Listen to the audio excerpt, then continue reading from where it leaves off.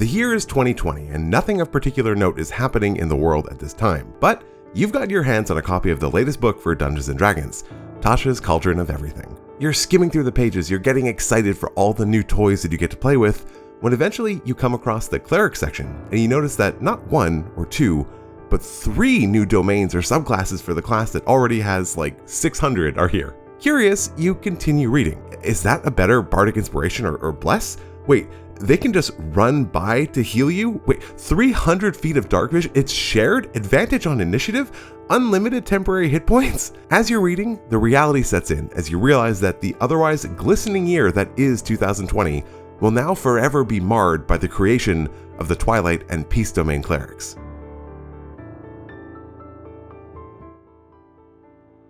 Power creep in D&D, and really in most things, feels like something of a loaded term. There's a lot of weight behind those two simple words that ultimately don't mean anything more than some new things are better than some old things. I find it very interesting that something seemingly so innocuous can carry such negative connotations. When a lot of people think of power creep, we think of it as primarily a negative thing. Whether it's through obsolescence, corporate greed, diminished value, there's plenty of valid reasons to hate power creep, but I think something that often goes overlooked is that there is some genuinely good power creep in D&D too. So now, with the 2024 Player's Handbook and Dungeon Master's Guide in hand, and with the Monster Manual arriving shortly, I thought it would be a good idea to revisit not only some of the most egregious examples, but also some of the best examples of power creep from 5e's history, and see if 2024 is setting itself up for the same kind of thing all over again, or if the design team can use this as something of a soft reset to better position themselves and us for the future. Before we get into specific examples, let's just explain what I mean when I say good or bad power creep. Bad power creep is what everyone knows and hates. It's when new options show up that just so massively outshine the older options that existed in the game prior to it. It renders older choices largely irrelevant and can make players feel bad about their ideas or their vision because it might technically be wrong. Now, it is important to note that while this kind of thing might be more felt in the optimizer community, it's certainly not exclusive to it. As I've mentioned in countless videos at this point, I am not an optimizer. I don't have the patience for it. And as much as I respect the craft, it's just not what I enjoy doing. I like to pick things that feel fun and are fun for me and make for more memorable moments at the table. I truly don't care if something is the best or not. I've never once even played anything that resembles a build, and neither of any of my players for that matter. Something I do care about though is design, and this so-called bad power creep just spits in the face of game design. Bad power creep has the potential to, despite sometimes creating new options, result in choice that feels more restricted than before. If the new or updated options are so much better than what existed before, then you're functionally creating less choice through crowding out, and that's not a good thing. Good power creep actually does exist, and while it has the same mechanics as bad power creep, that being improving or creating better options, its impacts are typically more appreciated, and it can often serve to level the playing field and make previously unusable options feel meaningful or useful. Sometimes it can even take the form of impacting larger game systems, so even if it is increasing the overall average power level, it's doing so in a way that's likely to improve the game overall. Good power creep does not spit in the face of game design and can actually be a fundamental part of it. So, bad power creep. As not so subtly alluded to in the intro to this video, Tasha's Cauldron of Everything ushered in a significant amount of this quote-unquote bad power creep. Two of the most commonly cited examples of it are incidentally both cleric subclasses, the Peace and Twilight domains. The Peace Cleric's first level feature, Emboldening Bond, is borderline offensive. You get to select an amount of creatures up to your proficiency bonus to create a bond amongst that lasts for 10 minutes. Then, as long as any bonded creature is within 30 feet of another bonded one, not even necessarily you, they get to add a d4 to their attack rolls, ability checks, or saving throws. Now, the bonus is limited to once per turn, but also, it's once per turn, not once per round. It's crazy. You can also create that bond an amount of times equal to your proficiency bonus. Emboldening Bond is a problem for so many reasons. Firstly, it's tied to your proficiency bonus, which is another hallmark of Tasha's era design, which means that the feature will scale with your character as you level, even if you never take another level in Cleric. And since Clerics got their subclass at first level, it makes it such an incredibly attractive one-level multiclass for groups that are using multiclassing. It also simultaneously crowds out, but also buffs other similar features like Bardic Inspiration or spells like Bless, and can make characters who want to use them kind of feel worse for wanting to do so. This single feature is high on the list for the single worst design moves by the 5e team. Balm of Peace was also just crazy too, since it lets you Sonic the Hedgehog around restoring hit points to people without even needing to stop or do anything. Who needs aid anyway? Then there was the Twilight domain. On top of just having a solid spell list, the Eyes of the Night feature gave them 300 feet of dark vision for reasons. But then it also allowed you to share that dark vision. Now, the first time that I read this, I remember my initial thought being, oh, that's so cool. They gave you so much so you can distribute it amongst your party as you see fit. But no, just everyone gets the full 300 feet of dark vision.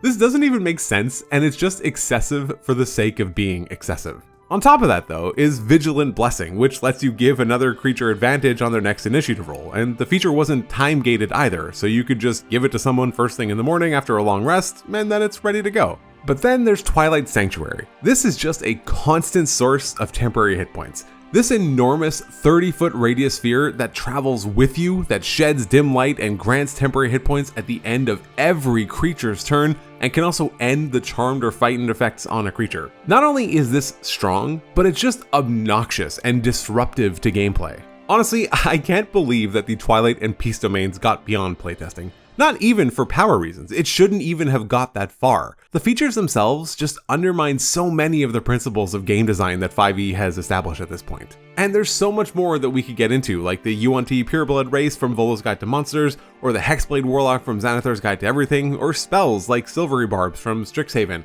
or maybe Healing Spirit, but that was probably more of a mistake than it was power creep. The point is that there are plenty of examples, but the goal of this video isn't to harp on the bad stuff all day. Good power creep exists too.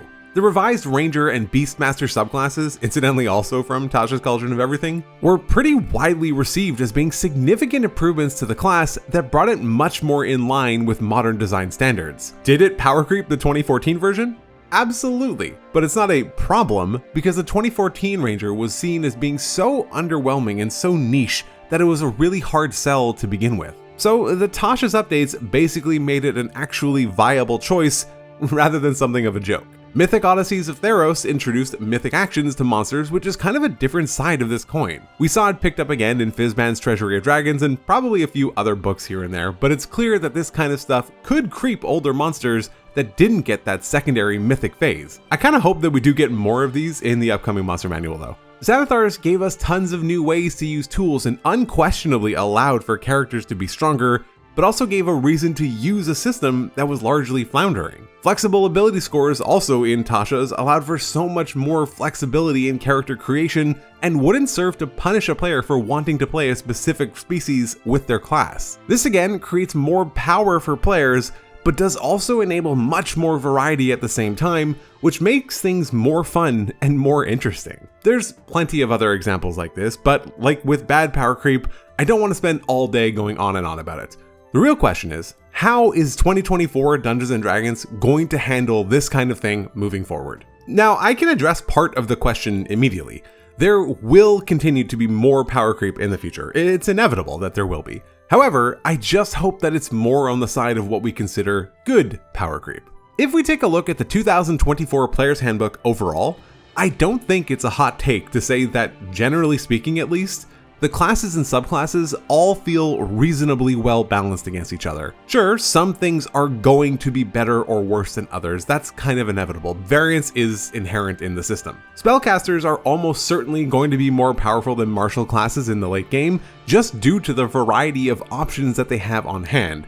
But it really doesn't feel like we have anything like what we saw with the Ranger or the Monk in 2014. There's no outlier so significant that it makes us question everything. Ironically, except maybe the Ranger. Now, I've spoken at length about my opinion of the design direction that was taken with the Ranger for 2024. The short version is that I think the heavy reliance on Hunter's Mark deprives players of getting a more rounded experience with the class and will likely lead to many feels bad moments as a result of the hyper-fixated design. Now, that is not to say that I think the class is bad from a playability perspective. It will perform plenty well and certainly has plenty of areas where it shines. I just think that the direction that they took with it feels better suited to a subclass rather than the main class. But I digress. I have other videos talking about this. The point is that all classes, even the Ranger, are very good in 2024.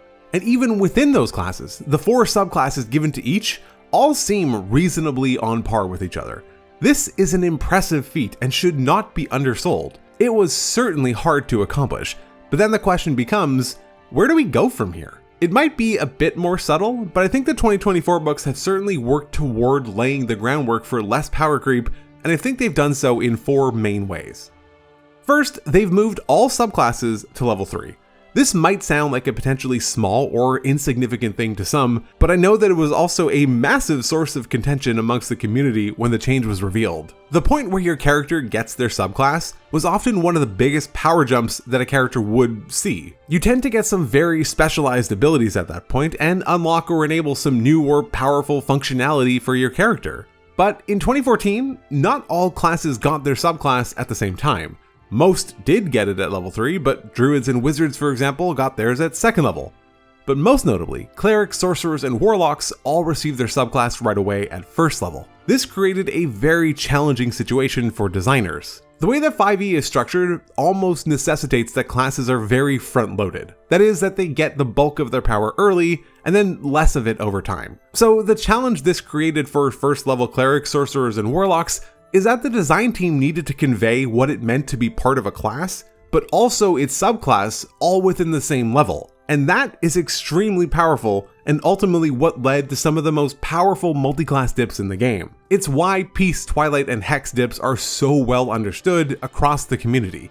Even as a player not focusing on power, it's hard to overlook just how attractive some of those options are for a single level investment.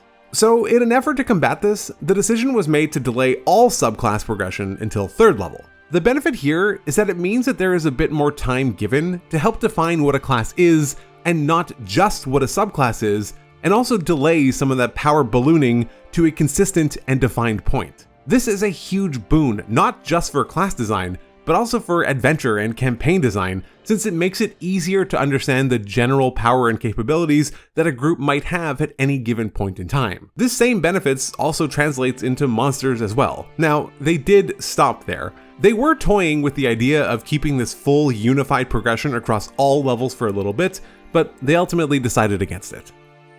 The second thing they did was to create a distinction between origin feats and general feats and made every feat a half feat. We're going to start with the latter one. In case you don't know, and because half feat is kind of confusing nomenclature, it's referring to feats that provide a +1 to an ability score. It's essentially half of an ASI, so that's where the name comes from. Anyway, in 2014, there were plenty of feats that offered a +1 to an ability score, and there were plenty more that did not. Now, this could have made sense from a design perspective if the features that did not provide ability score bonuses gave an ability that was so good that it compensated for not having one. The thing is though, that was often not the case. Feats like Dungeon Delver or Grappler or Healer are really hard sells a lot of the time. Now, there were plenty others that did abide by this theoretical design principle like Lucky or Magic Initiate or Great Weapon Master. The problem was that there was just so much inconsistency that again, even if you aren't intending to focus on power, it can be so hard to look through a list of options and seeing something that may potentially give you a bunch of skill bonuses on top of new abilities and then choose something else just because. This is exceptionally bad design, as it ends up having the capability to send players down a path that doesn't align with their intended goals, which could end up just being less fun and engaging for them in the long run. Fortunately, this trend seems to have ended with 2024. Now, every general feat is a half feat, so no matter what you pick, you are getting some ability score increase in addition to bonus features or abilities. What this helps ensure is that when future books are released, options with ability scores don't immediately crowd out those without them because there aren't any more without them. This was a great change in my opinion. Of course, they still need to ensure that the abilities provided by the new feats are not so disproportionate to the earlier ones, but they seem to have that kind of dialed in, at least to some degree here. The third thing they did was to completely change the background system in the game. In 2014, most backgrounds did little more than provide some proficiencies or languages here and there. Again, make no mistake, those are important things that can absolutely help shape a character, but they don't tend to be the things that just break the game. Your background now provides every character with a feat, but not just any feat. Specifically, they get a new origin feat. These are more of a curated list that still provides solid buffs to a player, but helps restrain that power, and prevents the old variant human from picking busted feats at first level that potentially stack with some other background that also gave you a feat. Importantly as well, none of the origin feats are half feats, which helps to keep the expected power baseline intact even from first level, and prevent anomalies like that variant human example that I just mentioned. The fourth and final thing that they did was a culmination of the 3 previous points, but also extends beyond them as well, and it's something we discussed earlier, which is that the average power level has certainly increased from 2014, but has also largely been normalized. Again, like I said earlier, that isn't to say that there's no variance or that you couldn't power rank classes and subclasses if you wanted to. That's not what I'm saying. What I am saying is that the design principles that underpin each class and subclass in 2024 feels much closer than they were in 2014, and that is a very good thing. As of right now, there isn't anything that so dramatically outshines everything else as to make it feel like the quote-unquote mandatory pick. So what does all of this mean? It means that, at least as far as 2024 content is concerned, there isn't much of a need for power creep. Now that might sound like an odd statement, but again, sometimes power creep is born from necessity, where bad options just feel so bad that they aren't even worth considering for many players. The baseline that's been established feels solid right now across the board, so the design team should, ideally, feel more compelled to create new and interesting subclasses that innovate and expand upon themes and concepts within a class, rather than just trying to make ones that are more powerful to sell a few extra books. Now, the big caveat here is that was basically the same circumstance that existed for clerics when Tasha's came out, and we still got the Peace and Twilight Domain clerics. But I do get the sense that the 2024 era design has evolved beyond what we got back then, or maybe that's just wishful thinking. Also, on a final note, the PHB already contains Conjure Minor Elementals, so I'm not sure how they're going to release a spell even more busted than that, so maybe that was their safeguard to allow them to release insane things and say, hey, at least it's not worse than CME. In all honesty though, outside of sheer corporate greed, which Hasbro is no stranger to, I think that the 2024 core rulebooks have been set up in a way to allow for more creative exploration of classes than just powerful ones. And as someone who spends a lot of time focusing on design concepts and philosophies, that feels much more exciting to me. So let me know what you think about power creep and the new 2024 rulebooks in the comments. Check out some of my other videos, but otherwise, take care.